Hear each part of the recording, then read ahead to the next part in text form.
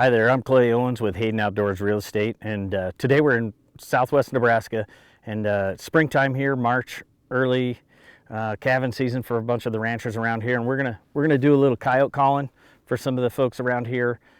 So one of the things I want to talk to you about today is, when we're calling coyotes, one of the things we really pay attention to is the wind direction.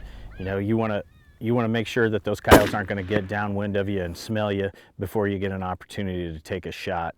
I'll do a very variable way of calling from a standpoint of I'll call with the wind directly in my face occasionally, depending on what's behind me. That way the coyotes can't get back there if I've got a natural barrier or something. But a lot of times what I like to do is I like to hunt crosswind so I can kind of direct those coyotes into the shooting lane right where I want them to go, because they're going to follow their nose every time.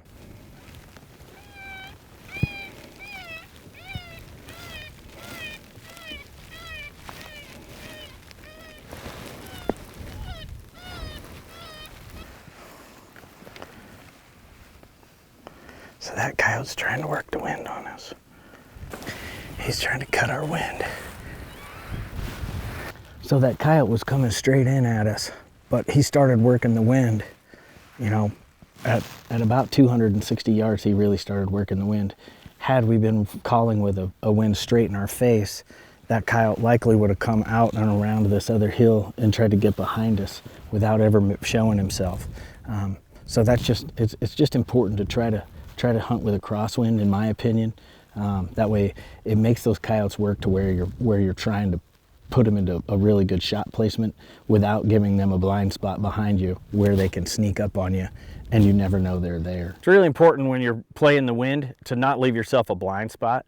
You want to make sure that there's not an obstruction so that a coyote can get behind it and then catch your wind. So ideally, if you can set up on a hill, put your caller upwind from your stand. That way you direct the coyote kind of right into the shooting lane for you. Using terrain, coyotes are going to always run the low spots and try to get themselves into a position where they can be hidden up until the point where they really need to pop up over a hill and see where the sound is coming from. So hopefully today you learned how the importance of using the wind.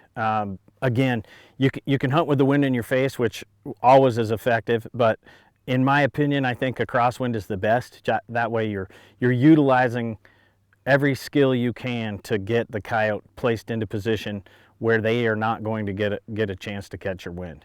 For more tips and tactics on hunting, ranching, farming, or to see all of our great properties, follow along on HaydenOutdoors.com.